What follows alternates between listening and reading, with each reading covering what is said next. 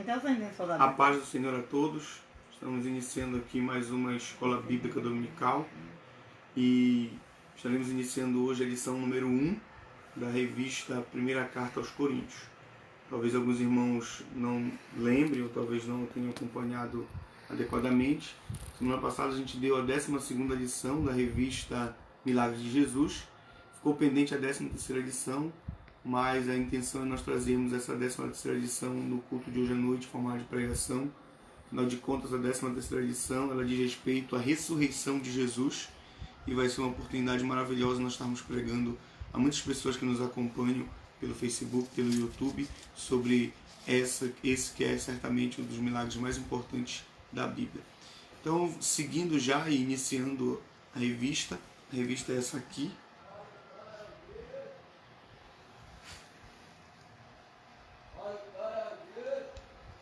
Essa é a revista, amém? Nós vamos estudar toda essa carta aos Coríntios. Nós vamos orar primeiramente ao Senhor e aí logo em seguida a gente já vai entrar no texto da lição número 1. Senhor Deus amado, Deus querido, nós te damos louvor, glória e graça, Pai, porque só o Senhor é digno de toda honra, toda glória, todo louvor e toda adoração, Deus. Eu te dou graças por tudo, Pai, te peço, venha nos ajudar, venha conduzir, meu Deus, o ensinamento nessa escola bíblica dominical, essa lição, meu Deus, que venha a ser uma bênção, que o estudo da carta aos Coríntios, Pai, venha a ser uma bênção, meu Deus, para toda a tua igreja, para todos que acompanharem essas lições, para a glória do teu nome, em nome de Jesus. Amém? Amém. Então vamos, eu peço para os amados que abram suas Bíblias em 1 Coríntios, capítulos número 1 e versículo de número 10. Amém? A lição 1, ela traz como tema divisão e a sabedoria de Deus.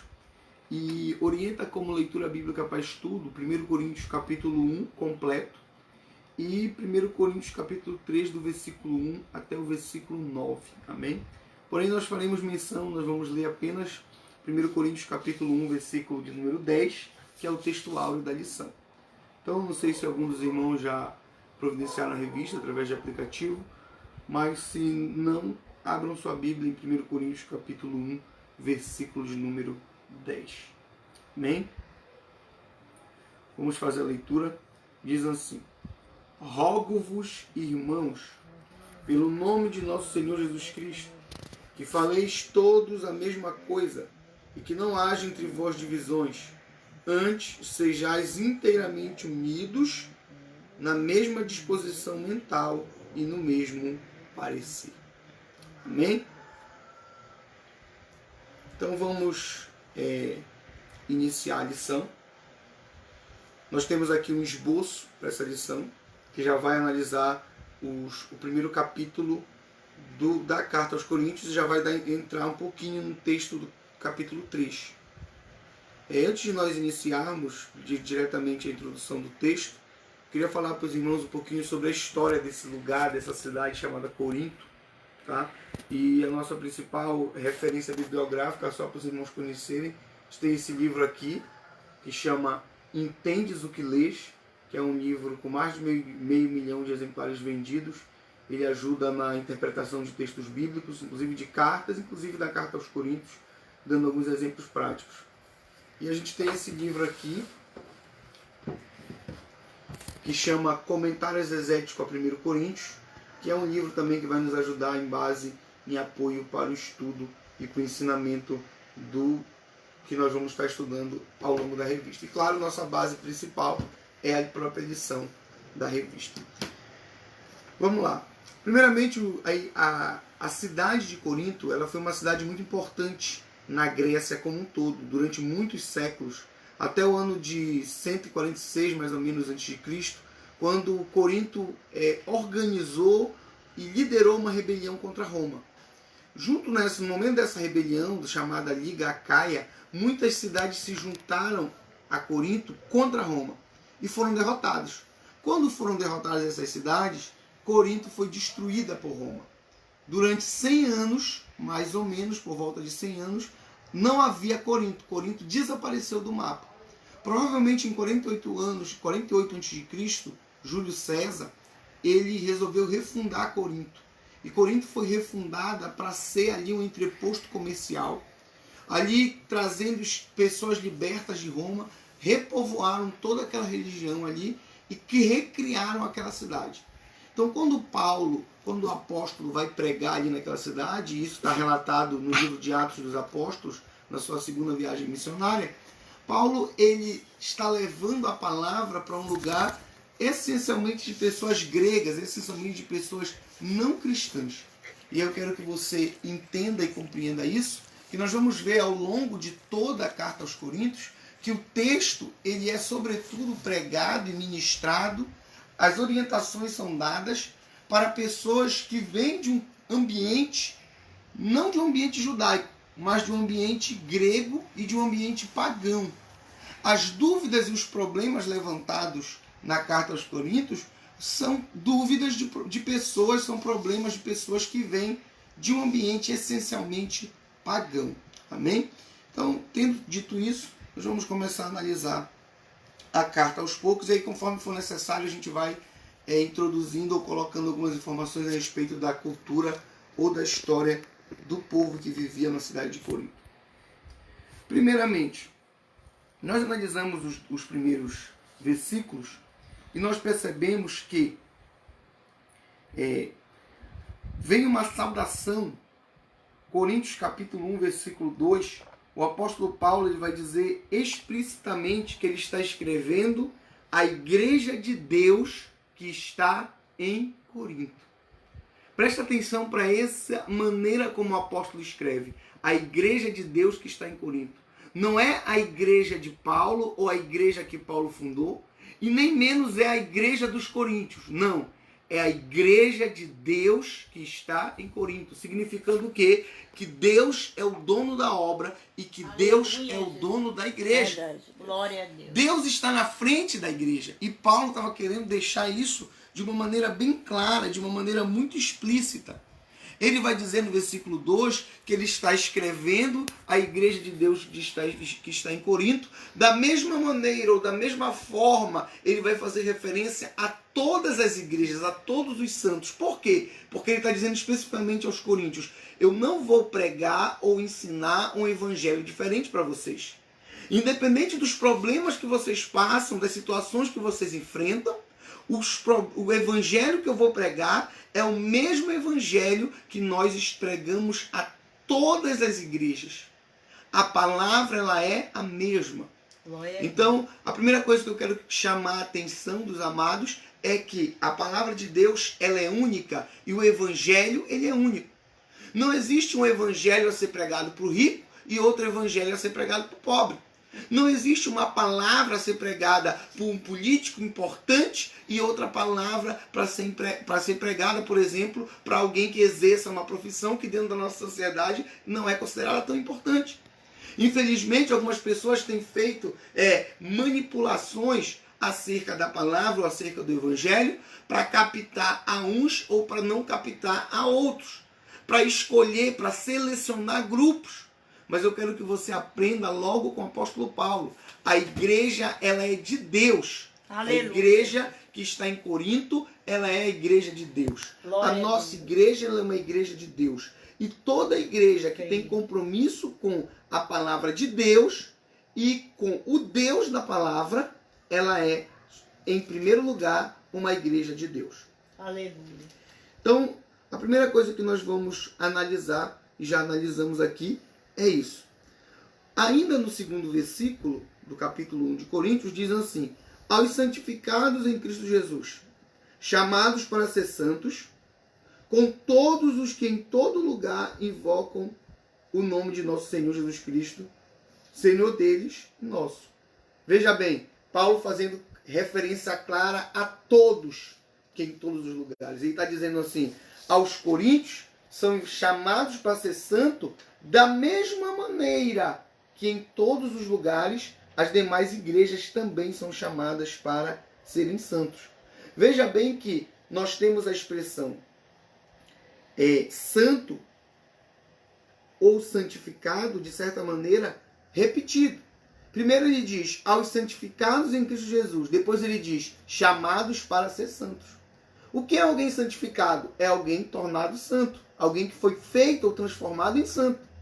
Agora a questão é, por que alguém que é santificado, que se transformou, que se tornou santo, ainda vai ser chamado para ser santo, se a pessoa já é santa? E aí nós entramos em um conceito teológico que vai falar de santidade em dois níveis. Uma santificação posicional e uma santificação progressiva. O que é a santificação posicional? No momento que você aceita Jesus, que você entrega a sua vida para Jesus, Jesus te torna santo. Lembre-se que a palavra santo, no original, ela significa separado. Era como acontecia com os nazireus de Deus, ou com os homens que faziam votos com Deus no Antigo Testamento. Eram pessoas separadas. Então, no momento que você entrega a sua vida para Jesus e confia nele, você se torna uma pessoa separada para Jesus. Mas, ao mesmo tempo, é necessário que você receba, aceite o seu chamado de ser santo. Aí nós falamos de santificação progressiva. Significa o quê? Em um ato, Jesus te torna santo. Mas você, através das suas atitudes, das suas ações, de oração, de buscar a presença do Senhor, você procura ser santo a cada dia. Uma santificação progressiva. Que vai ter a ver com o quê? Com a sua mudança de vida, com a sua mudança de atitude, com a sua mudança de postura em relação ao pecado, com a sua mudança de postura em relação a você mesmo, com a sua mudança de postura em relação às pessoas e, sobretudo, com a sua mudança de postura em relação a Deus. Santo, santificado, separado, consagrado a Deus. Quando Paulo fala em ser santo, em ser santificado, ele remete às figuras do Antigo Testamento. Quando um vaso ou algo era santificado a Deus, era colocado dentro do templo. E de dentro do templo ninguém poderia tocar, ninguém poderia tirar. Aleluia. Da mesma maneira, nossas vidas. Quando nós entregamos a nossa vida para Jesus, nós somos santos, nós somos santificados. E nós nos santificamos a cada dia. E quando nós estivermos na presença do Senhor, o inimigo não pode nos tocar. O inimigo não pode nos tirar. O inimigo não pode nos arrancar. Porque nós somos santos. Nós somos consagrados a Deus. Aleluia. Terceiro subtópico do tópico 1, que analisa ainda a saudação inicial da carta aos Coríntios. Os irmãos, depois, é muito importante que leiam toda a carta aos Coríntios. Saibam que esse primeiro tópico está tratando do versículo 1 até o versículo de número 9. Tá? Ainda que nesse tópico 3 também haja uma referência ao capítulo 3, uma pequena referência ao capítulo 3 da carta aos Coríntios, especificamente ao versículo de número 9. Diz assim: sempre dou graças ao meu Deus a vosso respeito, a propósito da sua graça que vos foi dada em Cristo Jesus. Versículo de número 4. Sempre dou graças a Deus a vosso respeito, a propósito da sua graça que foi dada em Cristo Jesus. Então o apóstolo Paulo está dizendo assim: eu estou, ou eu vou dar graças, eu dou graças, eu agradeço a Deus a vosso respeito. Amém? Na introdução da revista, o autor da revista vai deixar claro, e algo que é interessante a gente chamar a atenção, que fora essa parte inicial da carta aos Coríntios, na qual o apóstolo Paulo dá graças acerca deles, o resto na carta praticamente é só Paulo, o apóstolo, chamando a atenção, repreendendo e chamando a conversão, a mudança de comportamento aos coríntios. Talvez se não fosse o início dessa carta, na qual Paulo vai dar graça, na qual Paulo vai agradecer a obra de Deus na vida daqueles homens, daquela igreja, hoje fosse possível nós dizermos, ou até mesmo questionarmos se os coríntios de fato eram crentes.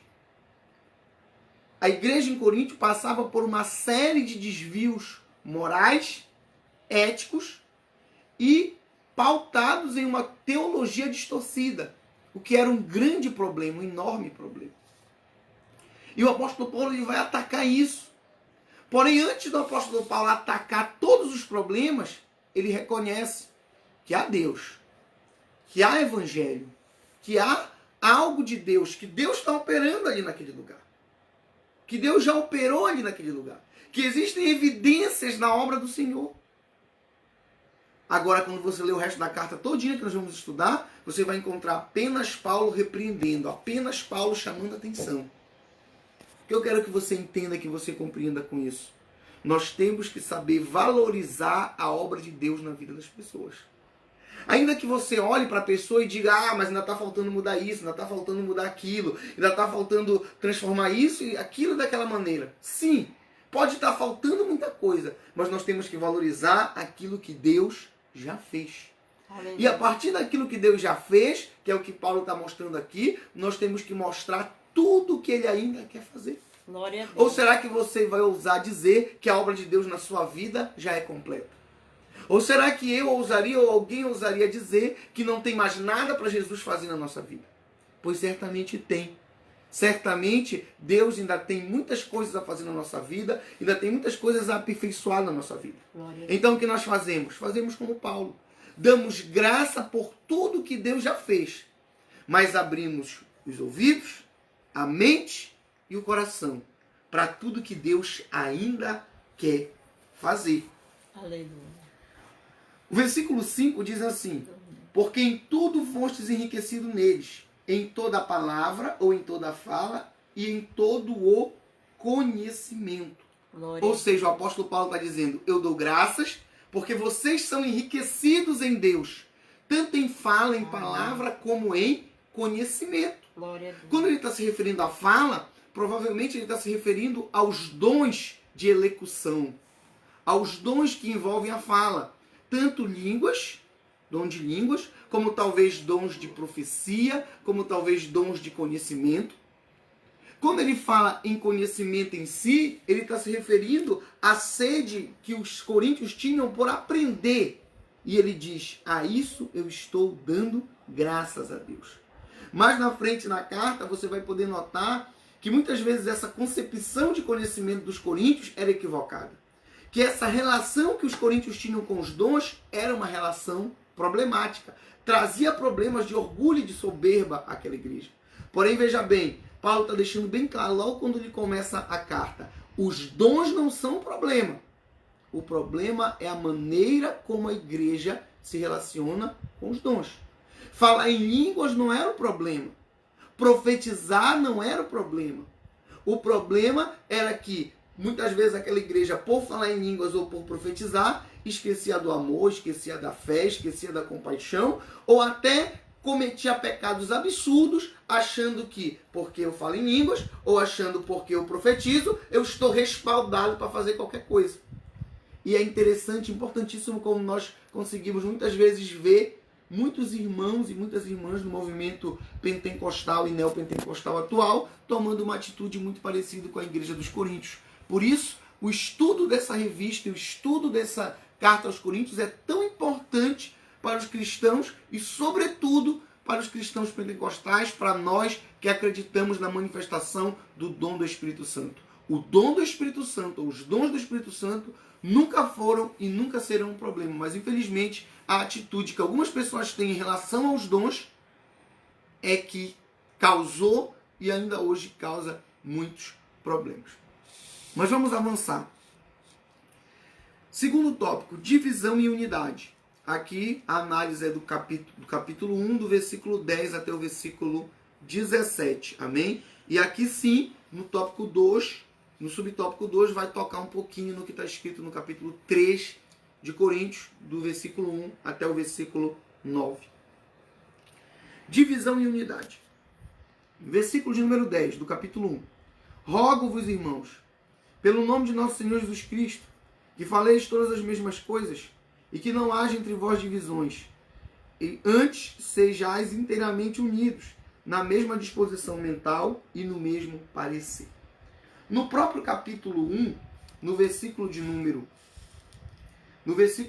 12, Paulo vai dizer claramente assim, refiro-me ao fato de cada um de vós dizer, eu sou de Paulo, eu sou de Apolo, eu de Cefas ou eu de Cristo. Quer dizer, Paulo vai citar que haviam pessoas dentro daquela igreja que faziam divisões. E eles procuravam um ponto de referência para essa divisão. Paulo, Cefas, Apolo ou Cristo.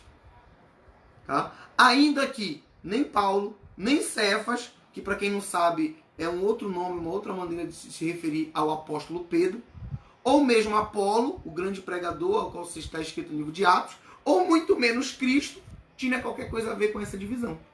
Mas as pessoas criavam uma divisão e se apoiavam em algo que eles acreditavam que era palpável. Paulo, ele chama aqui, ele incentiva no versículo 10 a unidade. Não haja divisões entre vós. Sejam unidos. Aleluia. Vivam em união. Lembra do que está escrito na palavra de Deus, no livro de Salmos? Quão bom e quão suave é que os irmãos vivam em união. O que foi que Jesus falou em João 14? Como é que vão saber, como é que o povo vai reconhecer que nós somos discípulos de Jesus? Jesus disse que vos ameis uns aos outros. Um novo mandamento vos dou, que vos ameis uns aos outros, assim como eu vos amei. Aleluia. Assim saberão que vós sois os meus discípulos. Glória a Deus. Aonde há amor, não há espaço para divisão. Aonde há amor, não há espaço para contenda. Aleluia. Significa que em tudo nós devemos pensar exatamente da mesma maneira? Não. Não significa. No concernente à palavra de Deus, no concernente à fé cristã, no concernente aos princípios bíblicos, é importante que nós tenhamos um entendimento alinhado. Mas a gente pode discordar em outras coisas. Porém, a discordância acerca disso ou daquilo não pode gerar divisão, não pode gerar contenda. Aleluia. A igreja tem que ser unida. E nós devemos aprender e entender que, antes de tudo, o nosso compromisso é com Deus. O nosso compromisso é com Jesus. Nós devemos entender e compreender isso. E não podemos deixar com que outras concepções ou outras escolhas nossas dentro da vida normal, terrena ou cotidiana, criem divisões, dissensões e problemas ao crescimento do reino. A gente não pode deixar, por exemplo, daqui a pouco chega outubro, vai chegar a eleição, por exemplo. Chega a eleição. Aí um irmão vai votar num candidato a vereador, outro irmão vai votar no outro candidato a vereador. Amém! Não podemos deixar que, por isso, os irmãos briguem, criem dissensão, criem problema ou criem divisão na igreja. Ou em qualquer âmbito daquilo que nós cremos que está submetido ou subjugado à palavra. Por que eu digo submetido ou subjugado à palavra? Porque nós, como cristãos, devemos entender que a nossa prioridade, ela é a palavra de Deus. A nossa prioridade, ela é o reino dos céus. Em tudo mais que nós possamos discordar, nós não podemos permitir que cause divisão entre nós e dentro da igreja do Senhor. A palavra divisão, ou também dissensão, do grego, ela vem de um termo chamado shimata, que diz respeito a um racha. Tá? 1 Coríntios capítulo 3, versículo 3 diz assim: porquanto, havendo entre vós ciúmes e contendas, não é assim que sois carnais e andais segundo o homem? Ou seja, o apóstolo está dizendo assim: vocês têm dons e se acham espirituais porque têm dons. Porém, havendo entre vós ciúmes, divisões, contendas, rachas, vocês não querem refletir melhor? É isso que Paulo está dizendo. E em vez de se enquadrar como espirituais, se considerarem carnais e entenderem que estão agindo segundo homens, porque ele está dizendo dissensões, contendas e ciúmes não dizem respeito à igreja do Senhor. Veja bem, nós vemos aqui o termo grego que significa o quê? Racha. Lembra que Jesus falou que uma casa ela não pode se levantar contra ela mesma? Porque a casa que se levanta contra ela mesma, ela não vai prevalecer, mas ela vai cair. Então, da mesma maneira, é a igreja do Senhor. Não pode haver racha. Se houver racha, se você vê uma rachadura, a parede pode ser a parede mais forte, mais alicerçada. A rocha pode ser a rocha mais sólida que existe. Mas se começar a haver racha, se começar a haver rachadura nela, ocorre sério risco de haver uma quebra. E aí a parede ou a rocha vai perder toda a sua força, todo o seu resplendor. E da mesma maneira a casa do Senhor. Se houver divisão, se houver racha, se houver isso na casa do Senhor, nós vamos estar indo contra a palavra de Jesus, porque Jesus diz que uma casa não pode se levantar contra si mesmo. E o apóstolo Paulo, ele vai citar. Alguns dizem sou de Paulo, outros dizem sou de Apolo, outros dizem sou de Cefas e ainda alguns dizem sou de Cristo. Tá? Aqueles que diziam sou de Paulo, certamente se apegavam a algum aspecto da teologia de Paulo, para abrir mão de outros aspectos. Há algo que Paulo disse que eles consideravam importante, ou talvez muitos que fossem os fundadores, que fossem os primeiros ali naquela igreja. Aleluia. E queriam se apegar àquilo, e por isso se achavam melhor ou melhores que os outros. Veja que Paulo mesmo não concorda com isso. Não é porque havia um grupo que era de Paulo que Paulo vai dizer, não, eu vou apoiar aqui o grupo de Paulo. Não. Muito pelo contrário. Depois Paulo vai dizer assim, fui eu, Paulo, que morri por vós? Por acaso vocês foram batizados em nome de Paulo? Ou seja, Paulo estava dizendo, eu não concordo que exista uma divisão, mesmo que essa divisão se apoie supostamente no meu nome. Aleluia. Havia outros que se diziam, somos de Apolo, possivelmente por defenderem a eloquência com qual Apolo pregava e entendessem que essa eloquência que vinha, às vezes, de uma tradição grega, era mais importante ou melhor do que a maneira como Paulo expôs a palavra. Isso nós vamos ver um pouquinho mais à frente. Outros diziam, somos de Cefas ou somos de Pedro, ou dizendo assim, nós somos da raiz da igreja. Nós cremos, acreditamos ou defendemos que a igreja em Corinto viva como que nem a igreja em Jerusalém. Aleluia. Às vezes buscando legalismo, sendo que isso era um problema para o apóstolo Paulo. Porque a igreja em Corinto era uma igreja que não vinha de uma tradição judaica. Você vai ver, por exemplo, que quando Paulo prega em cidades gregas, fora da tradição judaica, ele procura até meios e métodos diferentes de levar o evangelho. Porque quando ele chegava e falava a um público essencialmente judaico, Paulo poderia, por exemplo, simplesmente invocar o Antigo Testamento e mostrar como Jesus era o Messias. Como o Cristo Jesus a que ele pregava era o Messias de quem falou Moisés, era o Messias de quem falou Isaías, era o Messias de quem falou Jeremias. Porém, por exemplo, quando Paulo chega em Atenas, de nada adiantava ele pregar para os atenienses, para os gentios, que o Messias, que Jesus era o Messias falado por Moisés, por Jeremias ou por Isaías. Porque aquelas pessoas tinham pouco conhecimento de Moisés, Jeremias ou Isaías. E mesmo os que conheciam, era de religiões não judaicas. Ou seja, para eles não tinha importância nenhuma o que Moisés, Isaías ou Jeremias falavam. Para eles o centro da cultura, o centro do conhecimento e mesmo o centro da religião do mundo era o centro grego.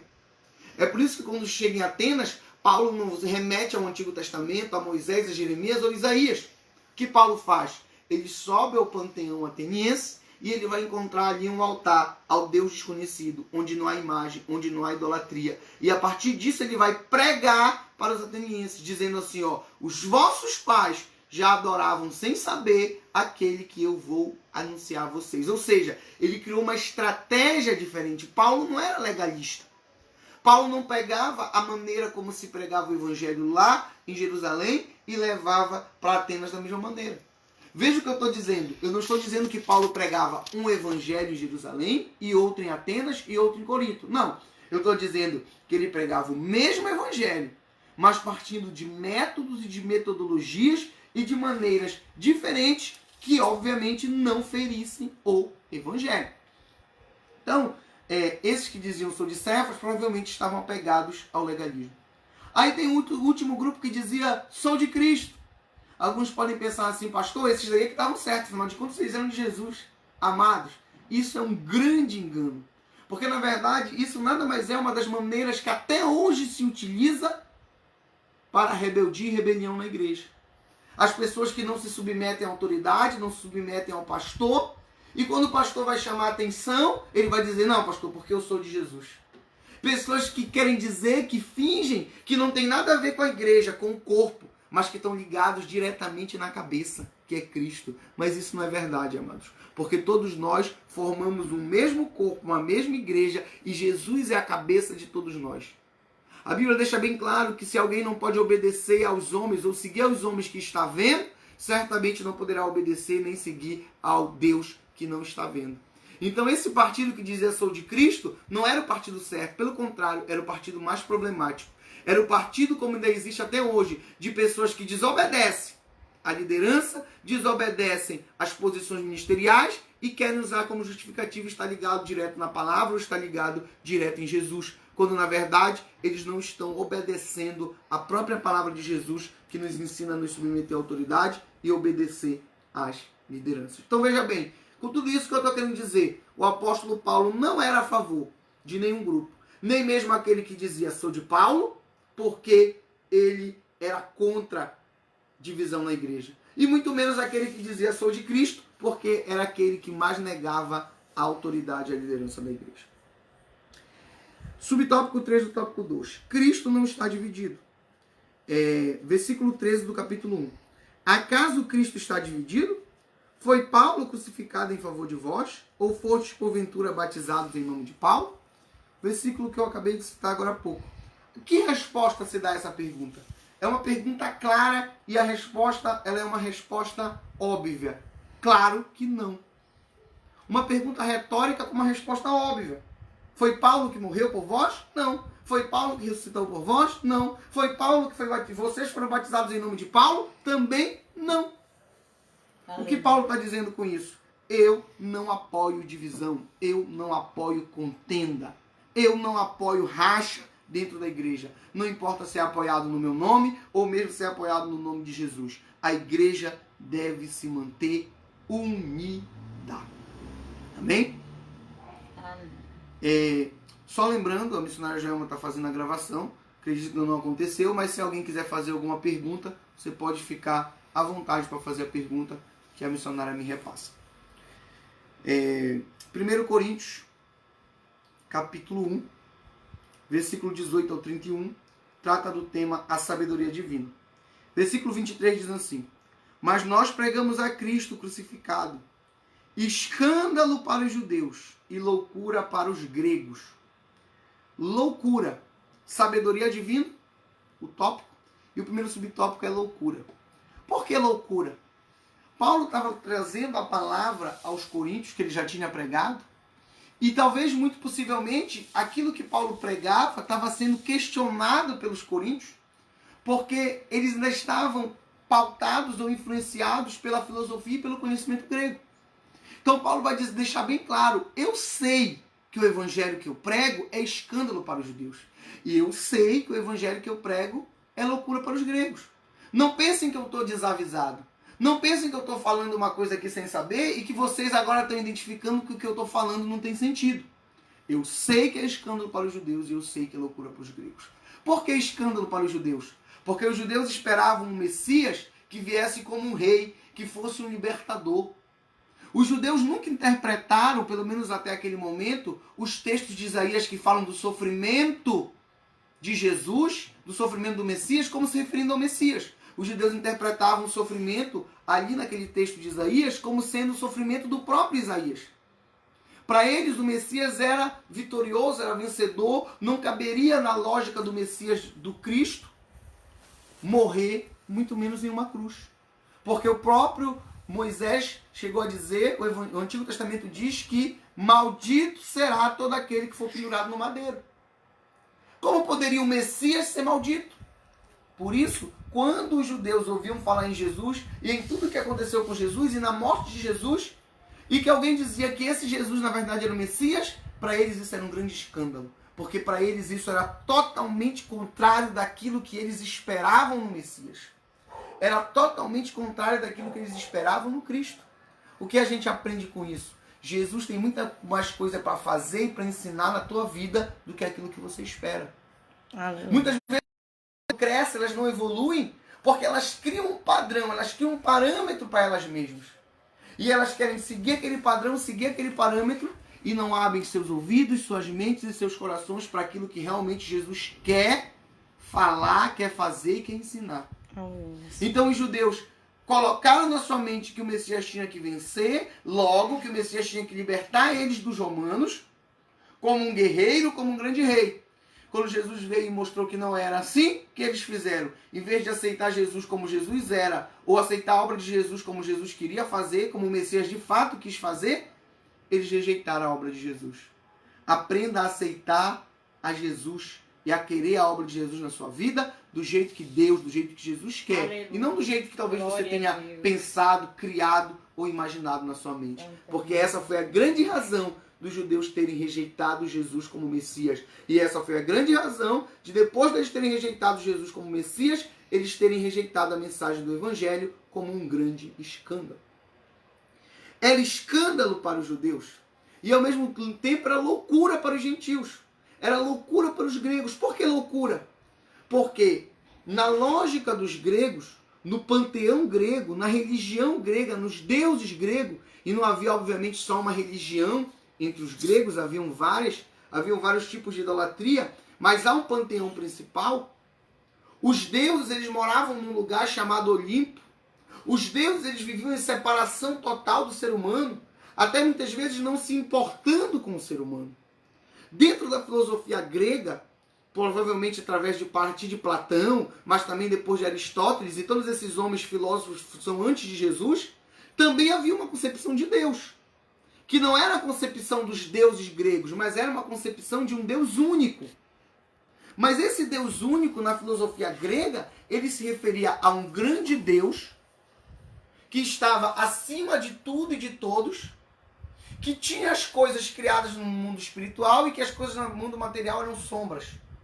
Mas de maneira nenhuma, na concepção grega, seja na religião tradicional, seja na filosofia, Deus se faria homem.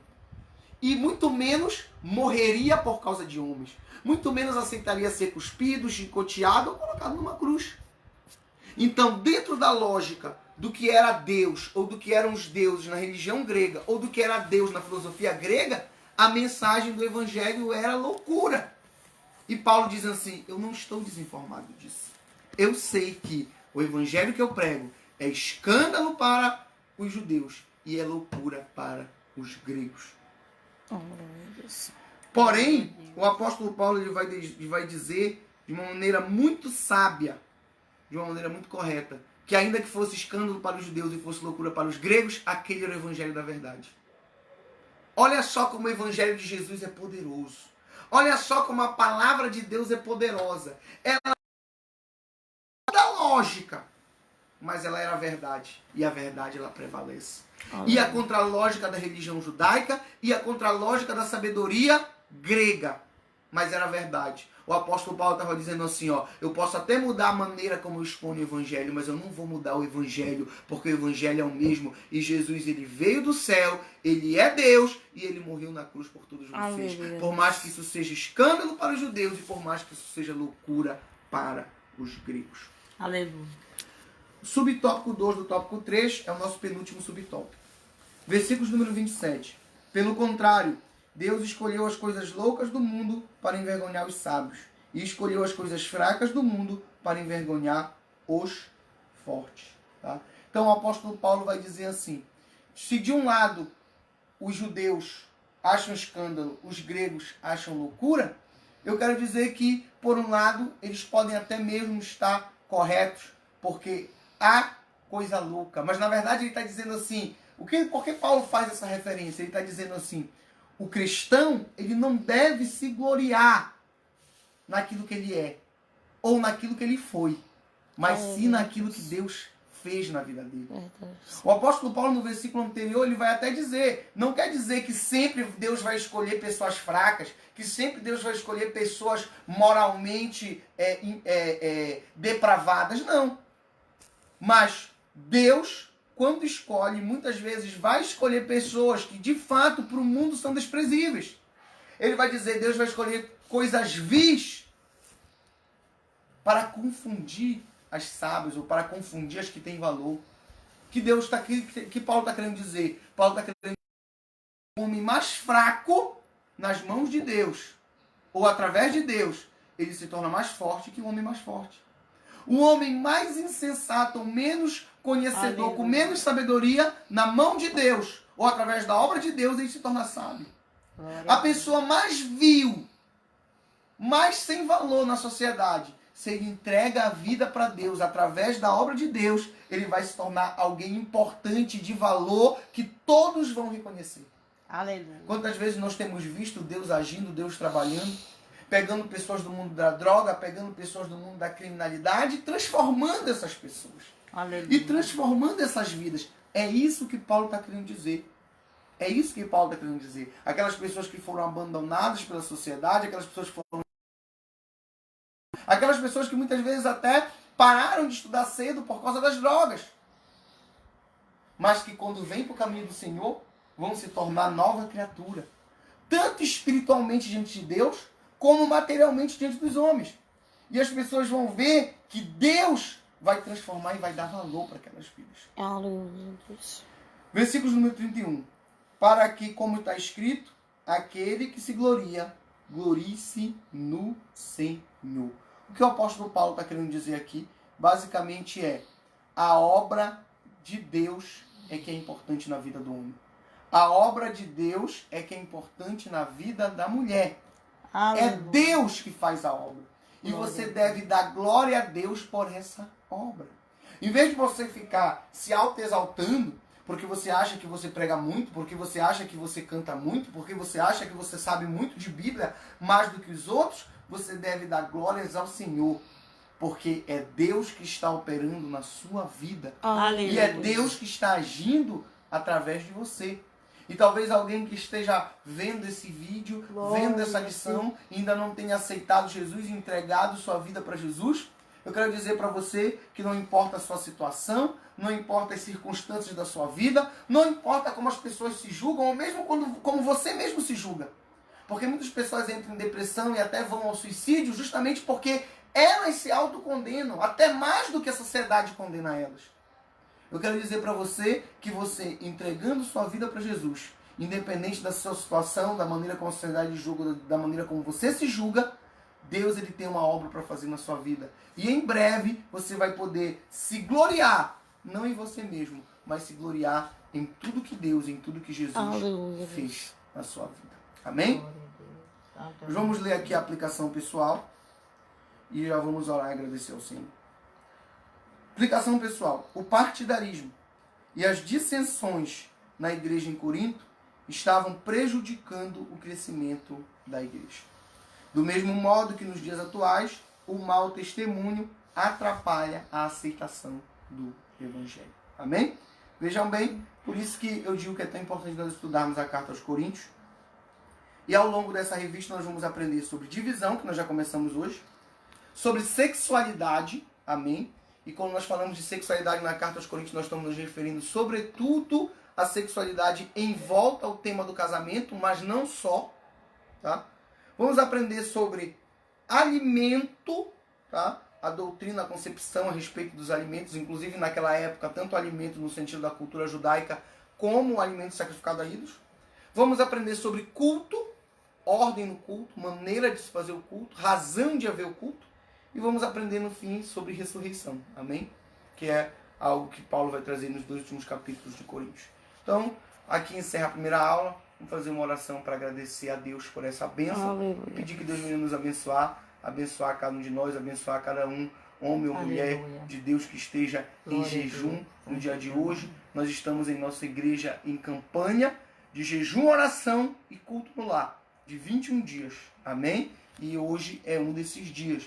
E eu peço aos irmãos que fiquem firmes. E se por acaso alguém não está firme ou alguém não nos acompanha e está sabendo agora, faça esse propósito. Coloque diante de Deus. Jejue, ore conforme a sua possibilidade e principalmente faça culto no seu lar, porque eu creio fielmente no meu coração que Deus tem dado uma grande oportunidade para que cada um de nós transforme a nossa casa em local de culto e adoração Glória a Deus. a Deus. Então, em vez de murmurar, em vez de reclamar, aproveite essa oportunidade.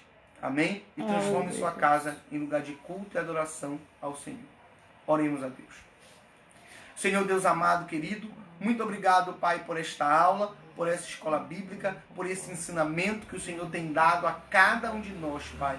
Obrigado, meu Deus, por todas as casas, por todas as famílias que estão orando, que estão jejuando, que estão cultuando e exaltando o Teu nome, junto nesse propósito que estamos a cada dia, Pai. Olha, Deus, sobre esse grande mal que assola a humanidade. E nós te pedimos, Deus, lança por terra todo mal.